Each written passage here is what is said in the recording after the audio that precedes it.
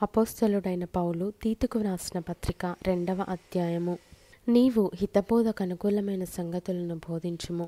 ఎలాగనగా వృద్ధులు మితానుభవము గలవారును, మాన్యులను, స్వస్థబుద్ధి గలవారును, విశ్వాస ప్రేమ సహనములయందు లోపము లేనివారునై ఉండవలెననియు, అలాగుననే వృద్ధ స్త్రీలు కొండె కత్తెలును మిగుల మద్యపానాసక్తులునై ఉండక ప్రవర్తనయందు భయభక్తులు గలవారై ఉండవలెననియు, దేవుని వాక్యము దూషింపబడకుండునట్లు యవ్వన స్త్రీలు తమ భర్తలకు లోబడియుండి తమ భర్తలను శిశువులను ప్రేమించువారును, స్వస్థబుద్ధి గలవారును, పవిత్రులను, ఇంట ఉండి పనిచేసుకుని వారును, మంచివారునై ఉండవలెనని బుద్ధి చెప్పుచు మంచి ఉపదేశము చేయువారునై ఉండవలెననియు బోధించుము. అటువలనే స్వస్థబుద్ధి గలవారై ఉండవలెనని యవ్వన పురుషులను హెచ్చరించుము.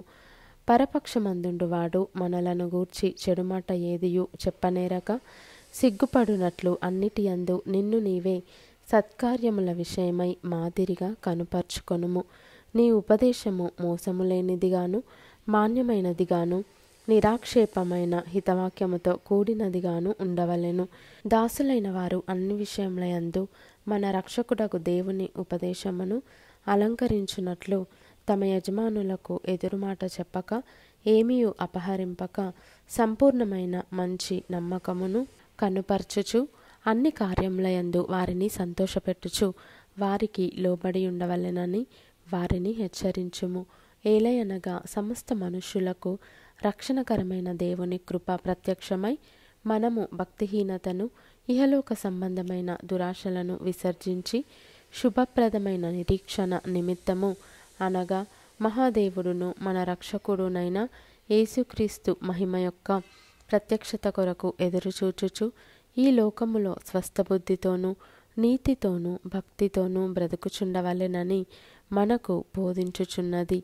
ఆయన సమస్తమైన దుర్నీతి నుండి మనలను విమోచించి సత్క్రియల యందు ఆసక్తి గల ప్రజలను తన కోసరము పవిత్రపరచుకొని తన సొత్తుగా చేసుకొనుటకు తన్ను తానే మన కొరకు అర్పించుకొనెను.